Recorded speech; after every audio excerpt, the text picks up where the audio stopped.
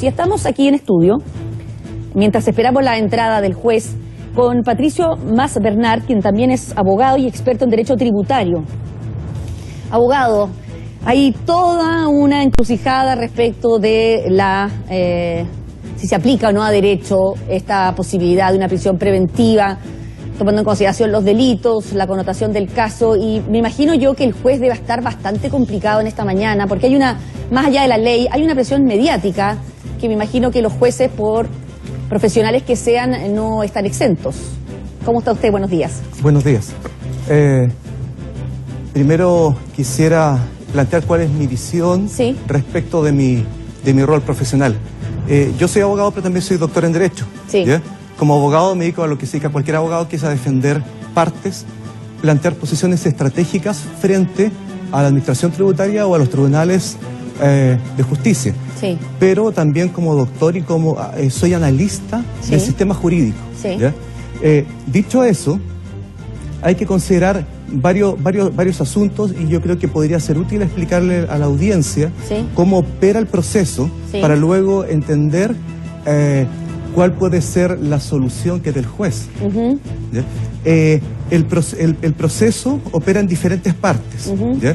Esta etapa es solamente la información que se le da al imputado respecto de que se va a realizar una investigación en relación con él.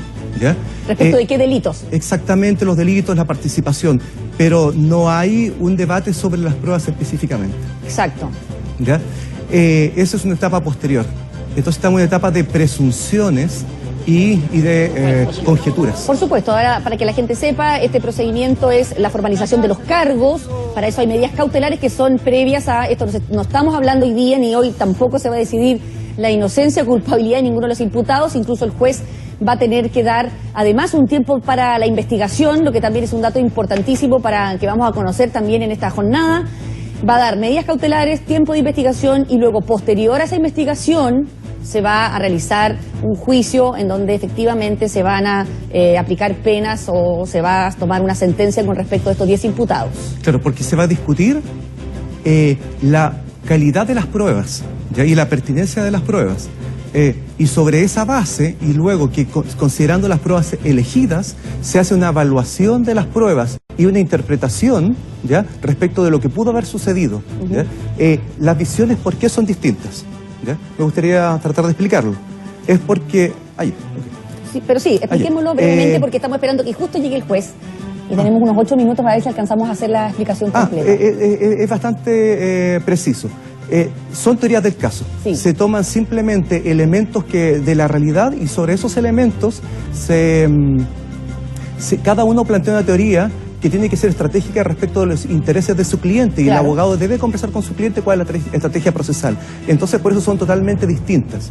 En los casos en que ha habido negociación con el Ministerio Público, sí se establecen un acuerdo sobre una común estrategia, que es el caso, por ejemplo, de Bravo con Ahora el Ministerio. Me impacta como periodista que estos acuerdos no sean por escrito, porque es súper, entiendo que en otros países, en Estados Unidos, yo tengo entendido que es por escrito. En Chile es, digamos, uno dice que hubo un acuerdo, otro dice que no hubo ese acuerdo, uno dice que yo colaboré, el fiscal dice que la colaboración no fue sustantiva. Es como muy subjetivo y muy riesgoso para los imputados. Por ejemplo, lo que está diciendo el imputado, el del Servicio de Impuesto Interno, es que él fue el que efectivamente mostró, abrió la puerta al Grupo Penta. Dijo, aquí había unos delitos, pero yo a ustedes les conté que estaba metido Hugo Bravo y que estaba metido el Grupo Penta, y que ha sido lo que se ha conocido como el caso Penta. O sea, su colaboración, él está diciendo, es fundamental.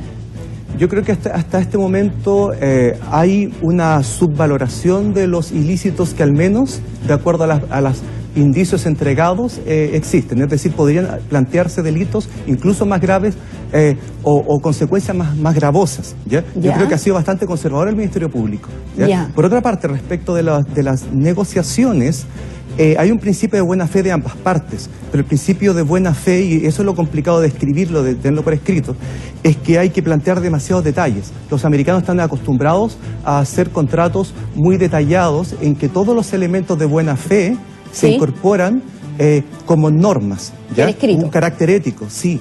Ahora, normativo, pero es ético. La ética constituye norma. Ahora, por otra parte, se supone, y en eso yo podría coincidir con el fiscal, en términos de que la colaboración debe ser completa, la información debe ser suficiente y completa.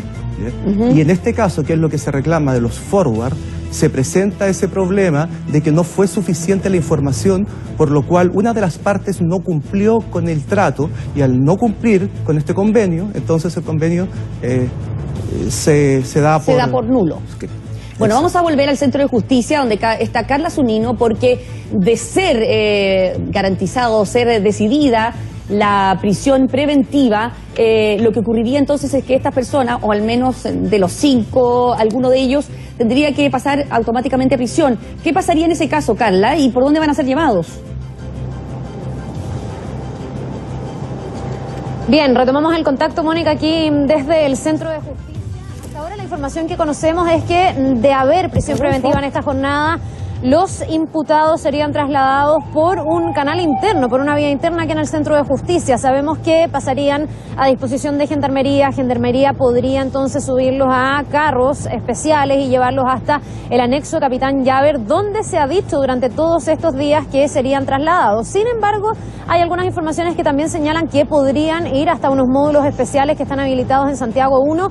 La verdad es que todavía es una incógnita lo que va a ocurrir respecto de cuál va a ser el lugar, y probablemente eso también podría discutirse en la medida que el juez pudiera otorgar precisamente esta prisión preventiva como parte de las medidas cautelares. Hay 5 de los 10 imputados que arriesgan prisión preventiva, si uno toma en cuenta lo que está pidiendo la Fiscalía: Carlos Alberto Délano y Carlos Eugenio Lavín, los controladores del grupo; Iván Álvarez, que es el exfuncionario del Servicio de Impuestos Internos que descubrió finalmente la vulnerabilidad del sistema y logró hacer estas devoluciones fraudulentas; Pablo Wagner, el ex subsecretario de Minería, quien arriesga, por lo menos en los cargos, las penas más altas. Vamos a ver qué tan configurado considera el juez que está el caso de Pablo Wagner, para ver si efectivamente que según los expertos es el caso más complejo o quien está arriesgando mayores penas, va o no a tener prisión preventiva en esta jornada. Y el último caso de quienes están requeridos por el Ministerio Público con prisión preventiva es Juan Martínez, actual funcionario del Servicio de Impuestos Internos, pero suspendido de sus labores a raíz del sumario que se está desarrollando justamente en ese organismo.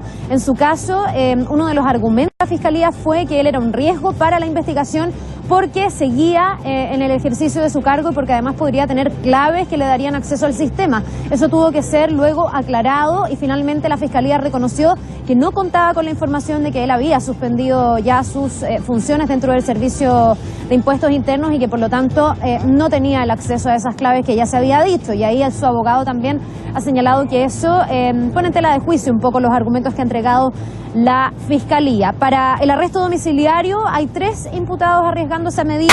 Hugo Bravo, como sabemos aquí, la Fiscalía y el Ministerio Público han defendido con bastante vehemencia la colaboración sustancial aportada por Hugo Bravo. Su propia defensa, además, ha dicho que él declaró en 7 oportunidades, pero 6 de ellas, las primeras 6 declaraciones, las hizo cuando esta investigación todavía estaba bajo secreto. Por lo tanto, eso también ha sido considerado por la Fiscalía como una colaboración sustancial. Sin embargo, otros querellantes, como el Consejo de Defensa del Estado y otros más, también han pedido para él la prisión preventiva. Vamos a ver finalmente lo que considera el juez en esta materia. Marcos Castro, exgerente de contabilidad también de Penta, también está arriesgando arresto domiciliario y sería el otro imputado que desde el punto de vista de la Fiscalía ha prestado información sustancial, que ha colaborado realmente con la justicia y por lo tanto tampoco para él se pide pena preventiva, sino que se pide el arresto domiciliario, lo que también es discutido por algunos querellantes, que vamos a ver cuánto pesan en este proceso. El otro que podría tener arresto domiciliario hoy es Manuel Antonio Tocornal, exgerente también de Empresas Penta, y con firmas semanales, y en los 2 casos más simples, por decirlo así, porque sus defensas se han allanado a las medidas cautelares, están Carlos Bombal y Samuel Irarrázaval. Su abogado Jorge Bofil ha dicho estar de acuerdo con estas medidas que consisten en arraigo nacional y firma semanal, porque efectivamente consideran que sería proporcional a las penas que ellos están arriesgando. Les decíamos que hoy quien tiene la palabra y quien va a tener que fundamentar lo que pasa en cada uno de estos casos es el juez Juan Manuel Escobar en esta cuarta jornada ya de audiencia de formalización de cargos. Va a tener que tomar una serie de informaciones que se han vertido en el marco de esta formalización, evaluarla, armarse de su opinión y probablemente fundamentar. Hay ahí también una duda respecto de cuánto podrían pesar algunos argumentos más retóricos y que tal vez son más extrajudiciales o extralegales que tienen que ver con el contexto social en el que se da el caso Penta, con esta especie de punto de inflexión donde desde el Ministerio Público se dice que hay que dar una señal para todos aquellos que pagan sus impuestos al día y que necesitan entender, ha dicho la Fiscalía, que sería una mala señal decir que si uno tiene cierto poder y se encuentra con la persona correcta, podría entonces defraudar al fisco. Vamos a ver ese tipo de argumentos, qué tan atendidos son hoy día por el juez. Mónica. Sí, aquí estoy en estudio con el abogado Patricio Mas Bernard y le quería preguntar si usted conoce al juez como abogado y qué se podría esperar de él, de su manera de tomar esta decisión que tiene entre sus manos. Bueno, primero es un juez serio, ¿ya? Es un juez con mucha experiencia, está frente a un caso extremadamente delicado porque hay una presión mediática muy grande, ¿ya? Y se ha entregado demasiada información a la opinión pública, entonces la opinión pública espera... Ya tiene su propio juicio. Exactamente, y yo creo que la opinión pública espera que la decisión del juez sea más o menos la formación de esa opinión pública. Esta obviamente tiene una gran presión, pero de todas maneras... cualquier decisión que él tome, que las partes no estén de acuerdo, las partes pueden recurrir ante la Corte de Apelaciones. Pero yo tengo confianza en el juez, me pareció un juicio correcto, excepto las calificaciones personales respecto de los abogados contrarios, que eso es un poco indebido. Por ejemplo, no sé a cuál se refiere. La calificación, por ejemplo, de cómo habla el otro abogado, es decir, cada uno está haciendo un poco de retórica porque esto es parte de la defensa judicial. Ya estamos viendo ahí precisamente cómo...